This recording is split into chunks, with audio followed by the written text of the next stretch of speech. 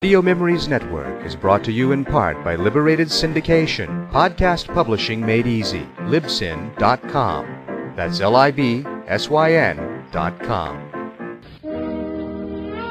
Welcome to the Old Time Radio Network Detective Stories, continuing America's love affair with private eyes. We now go back to the early days of radio and our imaginations with our feature presentation.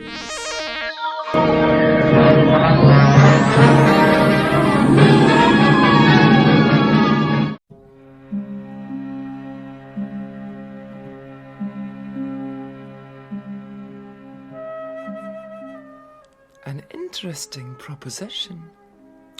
It requires privacy, complete trust.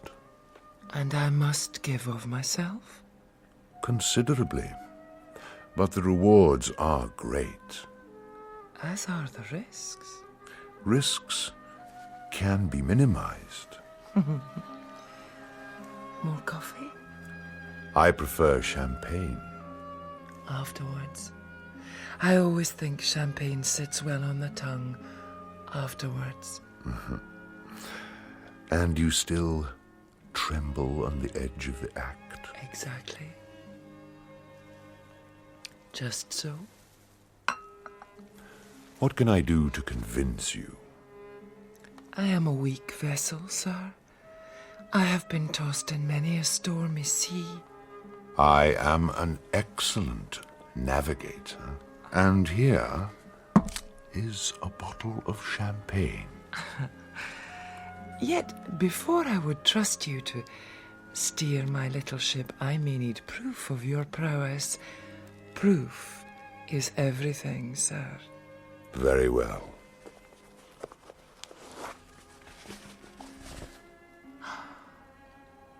What is your verdict? How splendid. Are we in agreement, then? Oh, my. How absolutely splendid.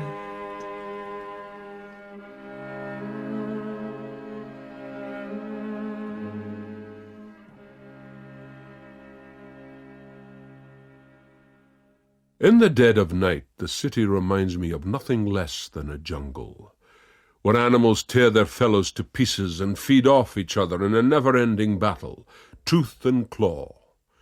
Human nature would be much the same were it not for the rigour of justice. As the world is made, thieves, robbers, and murderers will try to persevere. It is their nature, and the more they achieve, the more they would.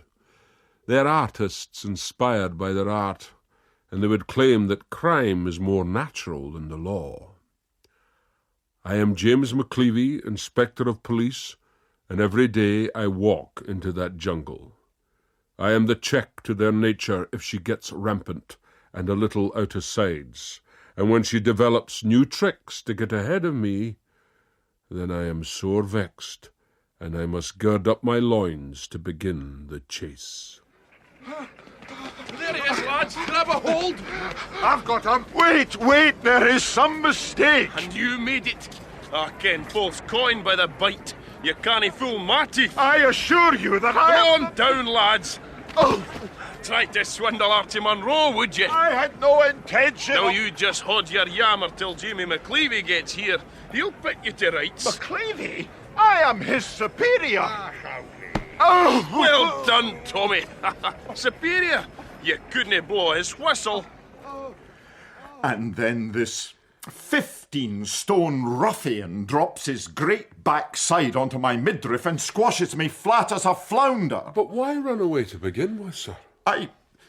The man started shouting at me in his shop. I couldn't make out a word. I thought it best to leave quickly. I see. It's just, that shop is known for selling books of a certain kind. And what kind is that, sir? They tend towards titillation, Constable. I was searching for poetry. Virgil. Timeo Danaos et dona ferentes. Pardon?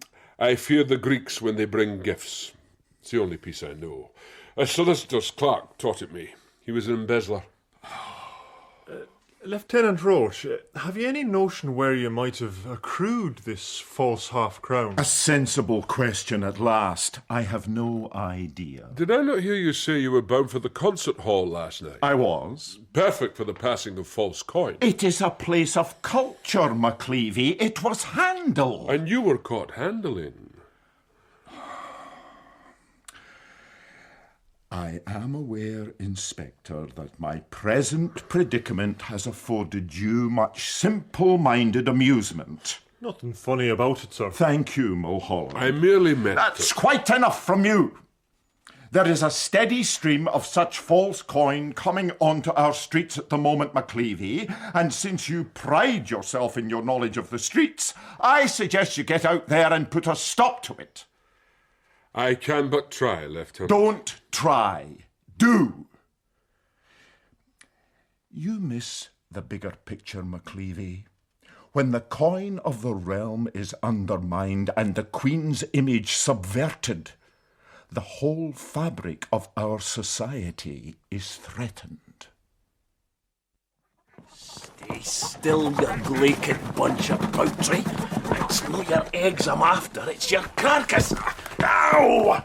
You one-eyed spawn of Satan. Your days are numbered. Come here, you. I'll wring your neck. Electroplating, that's the thing, sir. Once the coins are moulded in a cheap alloy, the castings are attached to the negative lead of a galvanic battery. Fascinating. Hung in a cyanide solution in which a piece of silver connected to the positive terminal is also immersed. They take on a thin coating of silver and then they're slummed down. Slummed. I know that word. But in this case, it means treated with a compound of oil and black to tone down the brightness of the coins. I have a paper on it, sir. I have been immersed enough. I made it as simple as I could. Thank you. And one other thing. There's an artist at work here, sir. The final product is excellent.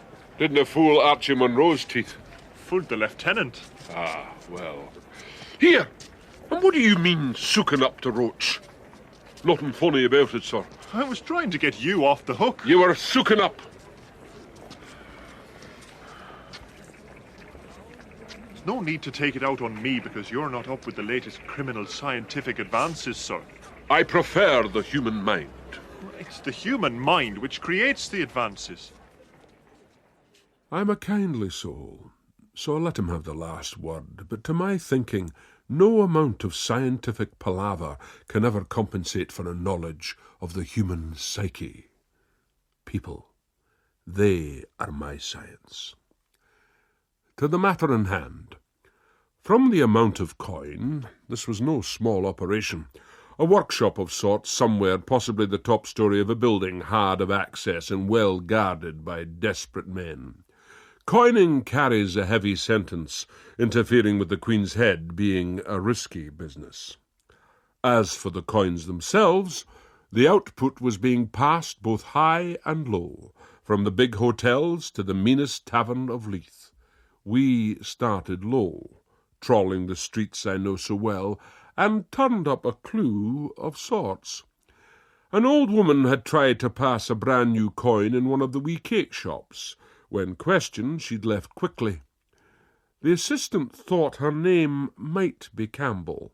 That, plus the description, put me in mind of one Granny Campbell of Bell's Wynd, who ran a poor lodging-house.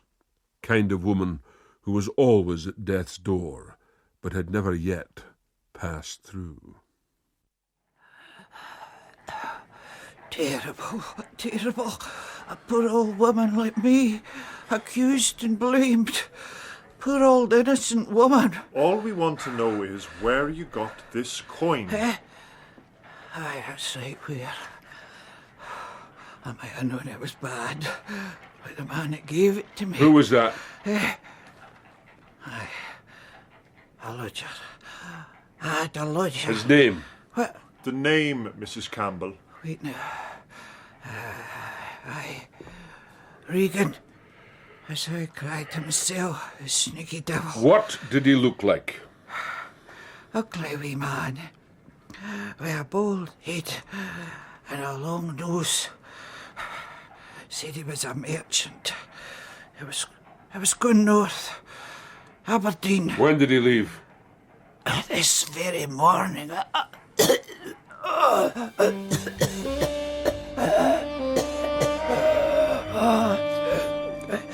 He gave me over that nice shiny new coin. I should have known. Why did you run out of the shop? A gal looked at me. Strange. She'd an evil eye.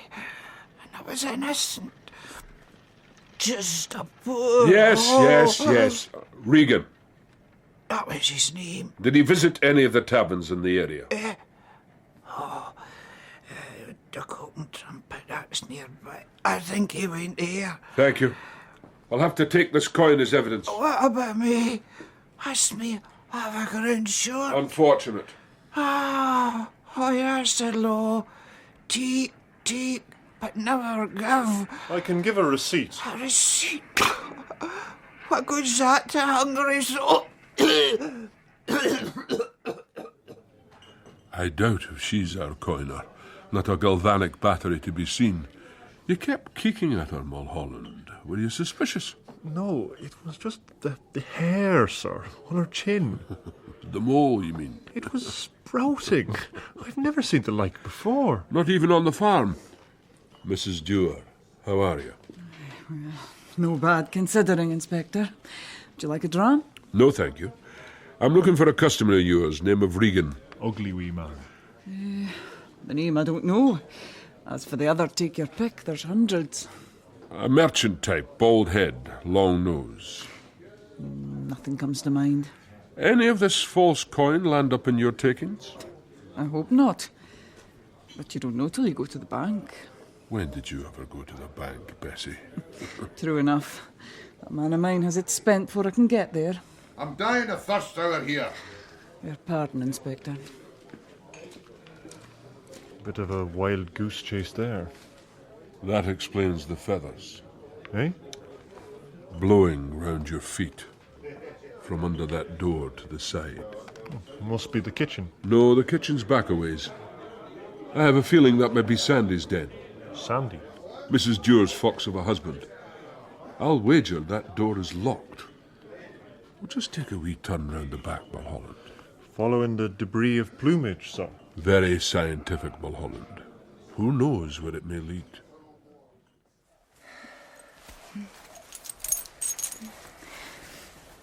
Well, what do you think, Jessie? Oh, I think you look lovely, Mistress Brash. And that peacock's feather sets your chapeau off a treat. Has Mr. Harvey arrived yet?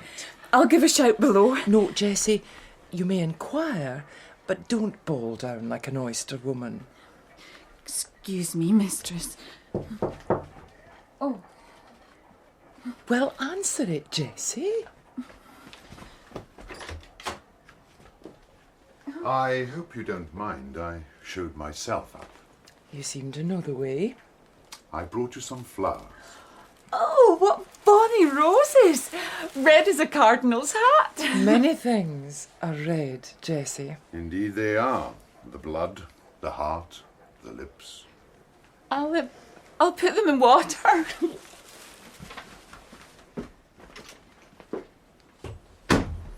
Well, Jean Brash, you look pretty as a picture. Pictures get hung on walls. I admire closer handling.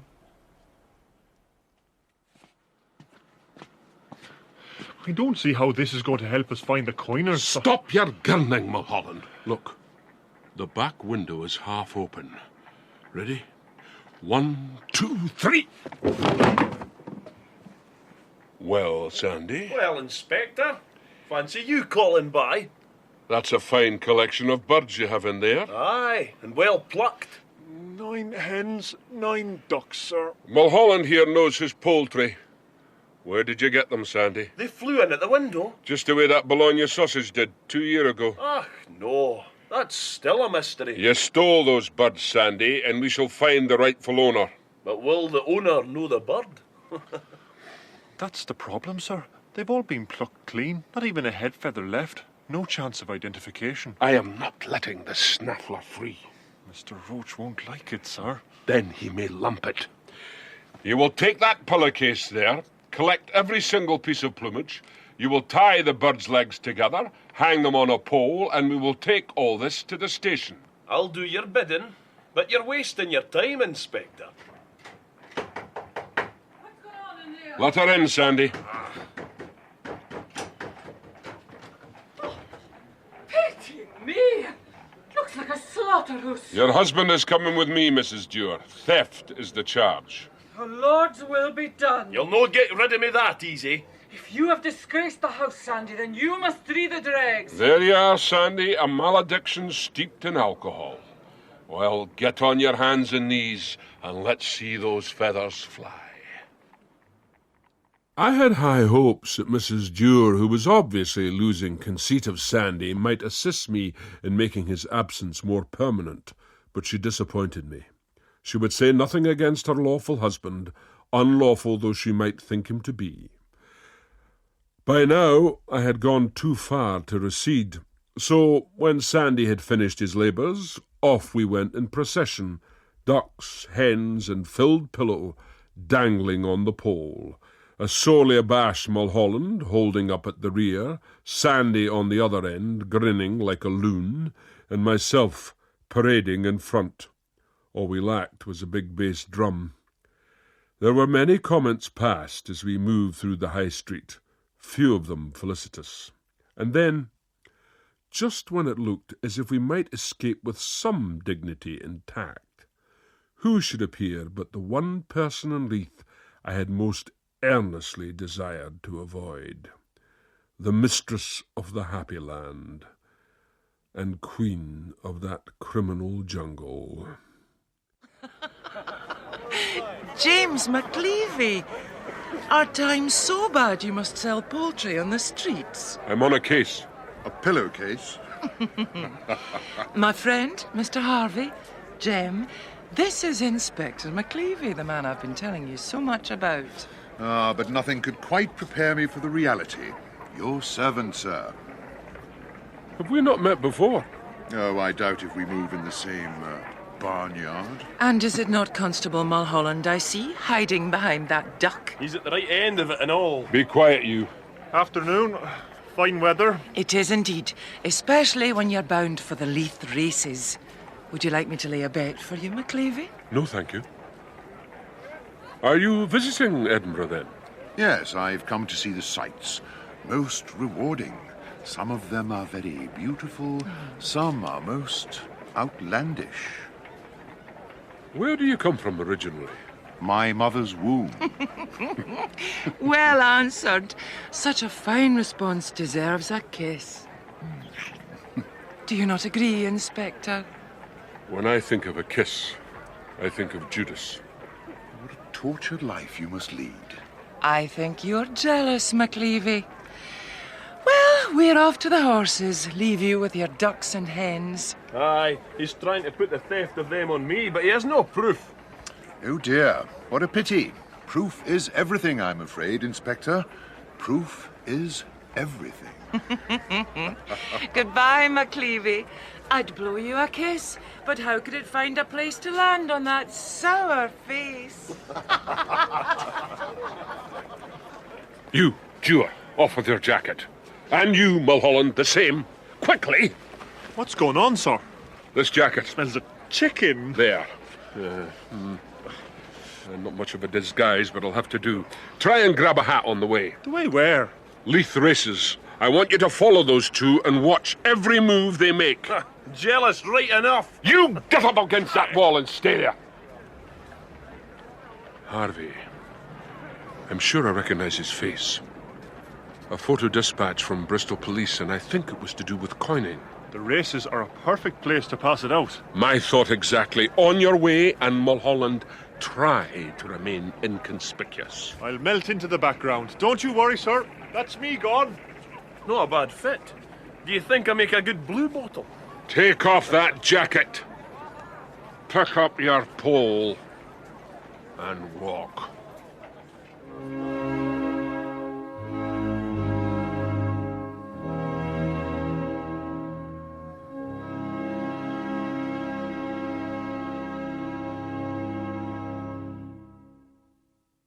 jealous.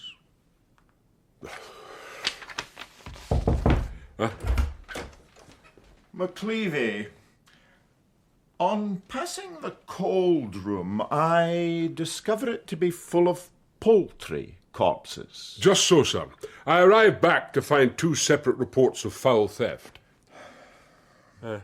I've already apprehended the thief. The birds are awaiting identification. That may be difficult unless one of them has a gold tooth. I seem to remember sending you out on quite another investigation. That matter is in hand, sir. I hope so. Reports indicate that some of these coins have turned up further north, Aberdeen no less. Aberdeen? I can wire them details of a possible suspect, but more importantly, I am myself waiting for a telegram from the Bristol police in response to an inquiry. An inquiry? Yes, sir. I see by the look in your face that further questions are pointless, but I assume I will be kept abreast of any important developments. You will, sir. Aye, good. Because I don't want you going off half-cocked, James. You did that once before with some unfortunate results. I have learned my lessons. I hope so. And in the meantime, try to get your mind out of the hen run.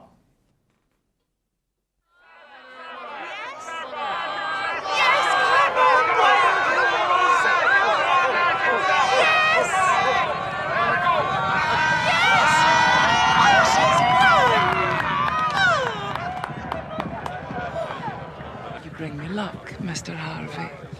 I have more to offer than mere luck. As you have proved. And shall again, I trust.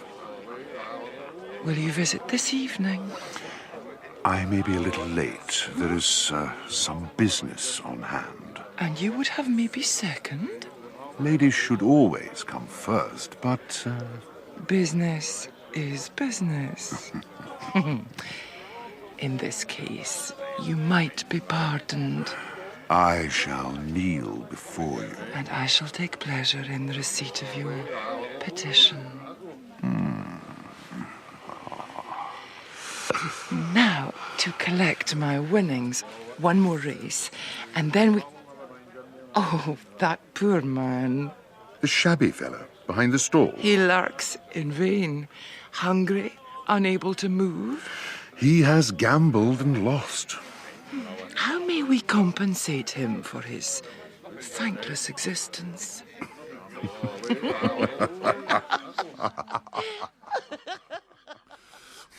Not a dud coin to be seen. All the wagers in notes, and then they had the cheek to send me over a stale piece of pie to keep my strength up. I thought you melted into the background. I'm too big for a jockey and the wrong shape for a horse. What about the donkeys? Eh? Never mind. Have a look at this photo. Aye, that's him right enough. My memory did not play false. No, I must have missed that dispatch. Too busy reading one of your advanced papers, but I must say, Mulholland, science is a wonderful thing. Is it now? I wired the Bristol police 2 hours ago, and here is my response. Even kept his name. Jem Harvey, known as the Swell, a high-class coiner and ladies' man. Just says coiner. My own observation. Things have been getting a wee bit too hot for him down in the West Country, so he's obviously decided to travel north, thinking the pickings easier and the police less intelligent. He does that. I dogged him back to the North British Hotel, and he had the effrontery to wave goodbye and call over I should take some rest, as he wasn't going out till later this evening. So, he spots you easy. I don't know how he does it. I'm like a shadow. Yet a shadow is attached to the person. If he knows where to glance... You have one of your plans on, do you not, sir? How do you surmise that? The look on your face, as if you're the cat and I'm the canary. I may be the cat, Mulholland, but it is quite another yellow bird I wish to see chirping in the cage. Enlighten me, sir. It is to do with my pride, Mulholland, as I know to my cost. It comes before a fall. Rings true, does it not? It's a good shilling, Mrs. Gamble. Now, what may I bring you? The usual. I feel the angel of death flapping his wings. Thank you. If it wasn't for the odd wee drop of whiskey.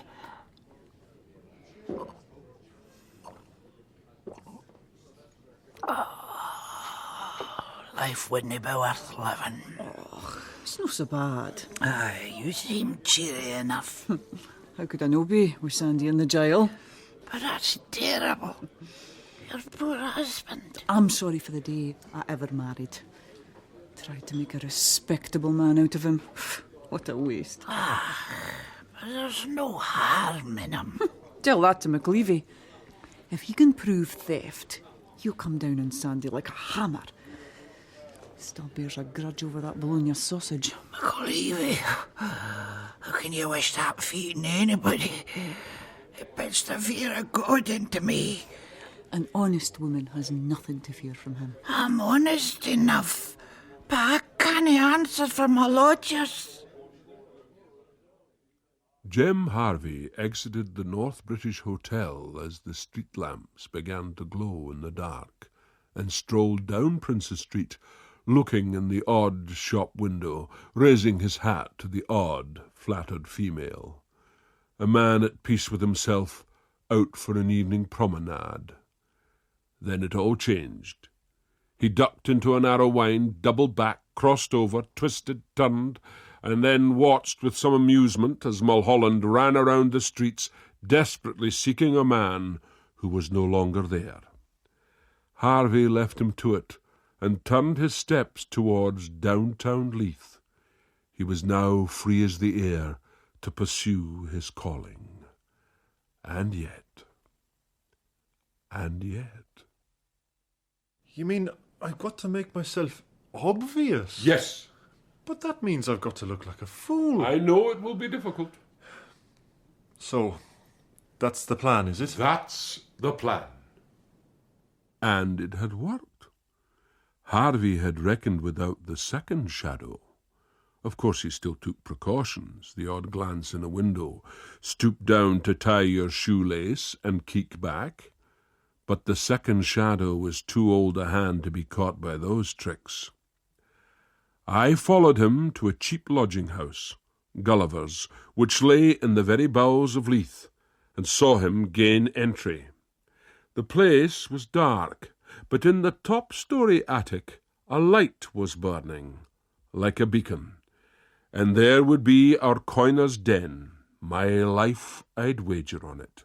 I got word back to Mulholland, and he arrived from the station with a body of men. We put the landlord Gulliver into a terrified silence, and began the dangerous approach up the dank and creaking stairs towards a deadly nemesis. Did you inform Mr. Roach? He's at the opera.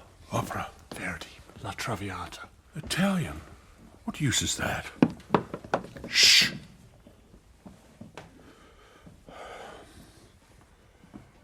All right, boys. Once the door goes down, these men are fighting desperate. The sentence for coining is 20 years. That may not appeal to the company. We go in heavy and hard, and we don't stop till they're all laid out neatly in a row. Like the poultry. Now, up with the sledgehammers, and let them know that justice is a-knocking at the door. On my word. 1, 2, 3.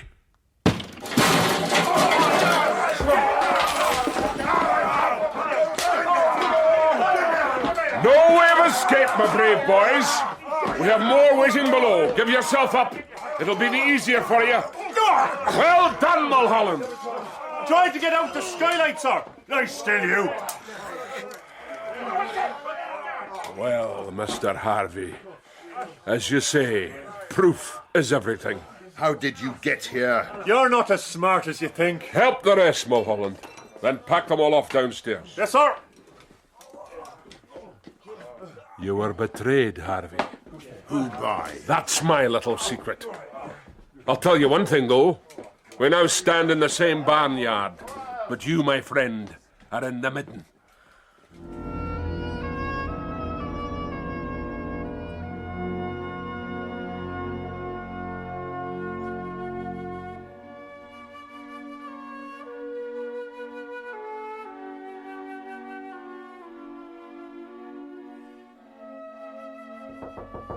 Come in. No sign of him, Mistress Brash. Oh, well, I'm sure he won't be long. What if he's found another sweetheart? I hope not. For his sake. Is Guy busy down there, Mistress? Can I... Go, reap the harvest. Oh, and Jessie, send up one of the girls with a bottle of champagne. And some oysters, Mistress? 3 dozen. Big appetite. Mind you, he's a lively man. I hope so, Jessie. I hope so. Ah, it's a pity. This was to be my last night. I had built up a great stash of money, and my people were primed to spread it west and north tomorrow. Still, it may yet happen. Where is this stash? Where you will never find it. Tell me where it is, and I'll tell you who betrayed you. I'll even give you the letter of the first name. It is J. For Judas? Not quite. You're a liar, McLeavy. On my soul, J is the letter. Liar? Not at all. Let us, for instance, say a certain person, an associate of some kind, was under threat. Of what? Being discovered. I have my spies everywhere. Then, to save her own skin, you were betrayed. Her own money she would lose. Better than her liberty. She would never... I see where you would lead me. Into a betrayal of a different kind. You talk of her skin, McLeavy, but have you ever touched it? Soft, full of fragrance, delicate as a rose. Roses have thorns. They scratch and you bleed, but the pain is worthwhile, considering the pleasure. Is your stash in the Happy Land? I know that answer. Have you been listening in again? It's just a habit, sir. But I think I know where the stash is. A Gomeril like you, I doubt it. I'd give you Gomeril. Mulholland, where? After I packed that lot in the wagon, I had a word with Mr. Gulliver, the landlord. To the point, Mulholland. The attic room was booked in the name of Regan, and it was done by a certain lady. A certain unmistakable lady. In what way? Very like a Moudywort, sir.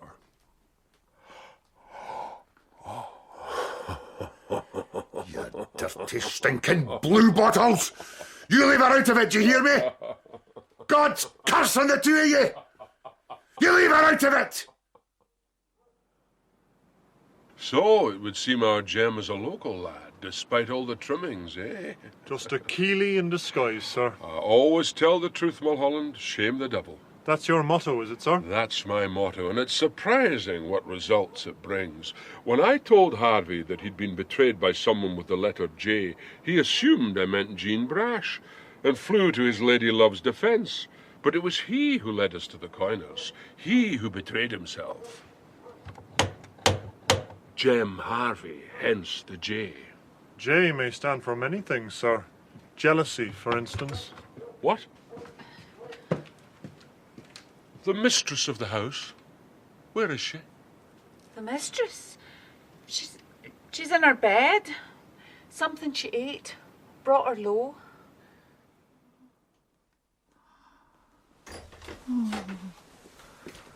Here she is, sir. You may go.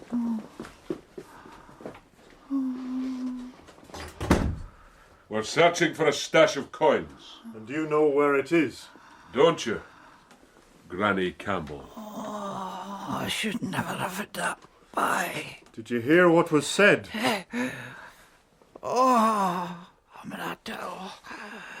I can hear the angel of death hovering, whispering in my ear. Yes. Where is the false coin? What would I know a coin? I'm just a poor old woman. Nowhere in this room, sir. You think not? Bare bones. No place to hide. You think not? Ah, I see what you mean, sir. On my word, then. But what if it kills her? I'll send some flowers. So, Granny, you hired a room for a certain Mr. Regan? Oh, my poor Bailey. Gulliver the landlord gave us your description. There's thousands of old women. But not with a mole like yours. You should really cut back the hairs, Granny. They're natural. All God's creatures grow here. Now, Mulholland. You murdered me. Shame and beat your heed, you murder, a poor old woman who never harmed a living. Be quiet! soul. You were right, sir. Not for the first time. A trap door. Under the bed. Very clever. But not clever enough. And when we lift it up, Mulholland, I wonder what we'll find.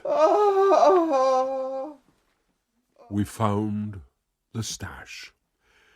In fact, the Granny and Harvey were related, the son of one of her many nieces. She helped them get the attic room and was only too pleased to offer her place as storage for the false coin. But then she got greedy and dipped in to buy herself a cake. Terrible thing, a sweet tooth. And Regan? He never existed. It was her family middle name, and Jem Harvey's as well. She had blurted it out when we surprised her, then hoped to put us off with a false description. It did, but not for long. We waited for the other members of the gang the next day. They came to pick up their output, then spread it east and north, but they were the ones picked up. As I walked into the station on a fine, fresh morning, I must admit that, save for one exception, I was pleased how it had all worked out. But despite that pleasure, I still had a problem on my hands. The fox was penned, but how to stop him louping over the gate? McLeavy, my congratulations on the coiners. Thank you, sir. How was Verdi? Too tragic. I get enough of that here. Mrs. Roach enjoyed it, but I prefer the lighter pieces. I'm sure you do. What is Mulholland doing with these two hizzies? A bit early for the pavement parade, surely? Scullery maids from each house. They looked after the stolen poultry. Oh, here to identify the dead birds. I wish you luck, McLeavy, but I fear the worst. Don't forget my suggestion of the gold tooth, or maybe one of them had a wooden leg. Very funny, sir. Did you ever find it? What? The Book of Poems. Huh? The one that caused you to hurtle through the streets and have your breadbasket dunted. Virgil, I believe. Did you ever find it? No, I did not. I'll keep my eye on. Do that, McLeavy. The young ladies are waiting, sir. Shall I go and get Dewar from the cell? Why not? More the merrier. We may wheatle and quack together. Now, ladies, don't be afeard. The room is cold, but that's just to stop the flesh from rotting. Do they keep dead bodies in here? You'd be surprised what's laying on this slab. Now, here are your charges. Does the bell of recognition tinkle in your ear, Barbara? We had 9 hens, and there's 9 lying there, but they're total naked. In their birthday suits, Inspector. Who could recognise you in your birthday suit? Josie, is it the same for you? Oh, my poor wee ducks. Jeez, I fed them every morning. They come up in a line just like soldiers, but I'm sorry, Inspector. Everyone was a different character. Now they all look the same. Come on, Dewar, in you go. No need to shove. Here's a pair of fine wee chookies. Do you know this man? Have you ever seen him hang around your houses? No, nor me, but I don't at all like him. I could change that with one kiss. I'd rather kiss a toad. You can't get the proof, eh? I have the laugh on you, Inspector. I'll thank you to let me go now. Think, girls, is there nothing, no physical quirk of any kind that can help identify your charges? A wooden leg. Something like that. A wooden leg? Oh, the pensioner. The what? He had a spliced leg. A dog broke it, but he cured up a month ago. The fifth duck. From our end. Examine the leg. It's him. Look, you can see where the sore's healed, the right leg. And it's still got the marks of the string on it. And here's the corporal. What? What you said put me in mind. In mind of what? He was stone blind in the one eye, lost his sight in a battle with Mr. Grant's cock and never recovered. I had to approach the hens from the left. Oh, it's my bonny corporal. Oh, but I'm vexed to see him in this condition. That's the wife for you, Mulholland. If she has a qualm of pity for a bird, what may she not have for a man? I'll take note of that, sir. So, Sandy, I reckon 30 days for the hens and another 2 months for the ducks. How come double? Second offence. Your goose is cooked. Take the young ladies to the desk, Mulholland. Have them make statement. Yes, sir. Come along, Josie. After you, Miss Barbara. Damn you, McCleavy. Do you never give up? Have you nothing better to do? Yes, and I do it. And then I come back to you.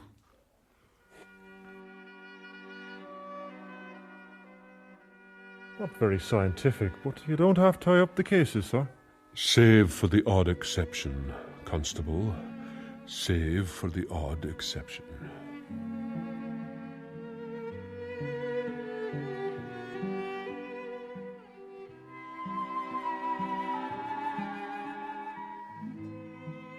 You look a bit pale, Jean. I had a restless night. Conscience? Oysters. Uh-huh. Speaking of pandas, we prized your Mr. Harvey out of his shell last night. So? I heard. He now lies in the gastric juices of the law. He has indicated that you supplied the capital to promote his coining enterprise. Why would he do that? He faces a 20-year sentence. Perhaps he hopes to mitigate it somewhat by spreading the load. Let him stand up in court and say so. I will deny it. Proof is everything, Inspector McCleavy. Why so formal, Jean? What do you want here? I merely came to apprise you of an imputation against your good name, Mr. Sprash. I will deny it, and I don't believe Jem said any such thing. Well, we shall see. He is a gentleman. He takes on that air, but underneath.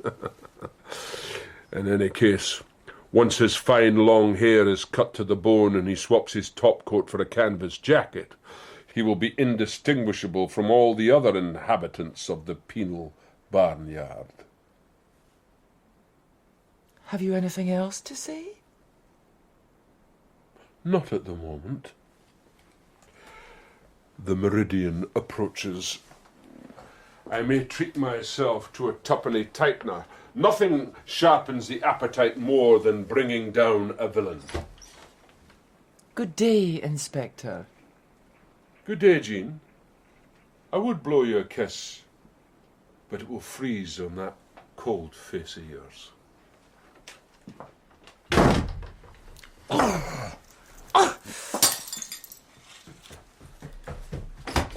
Mr. Sprash, what happened? Never mind. Just clear it up, Jessie. Yes, mistress. He's gone, mistress, the inspector. I noticed. I felt an unaccustomed lightness of spirit as I left the happy land. My encounters with Jean Brash usually engendered feelings of irritation, anger, frustration, but not this time. Yet what was this feeling? Let us follow the letter J. Was it the joy of justice served? Or was it jealousy fulfilled? Who knows? I stood on the street and watched the ebb and flow of humanity, each person carrying their different world like a hen carries an egg. And for once, I allowed myself to feel part of it, just bobbing along, curiously, content.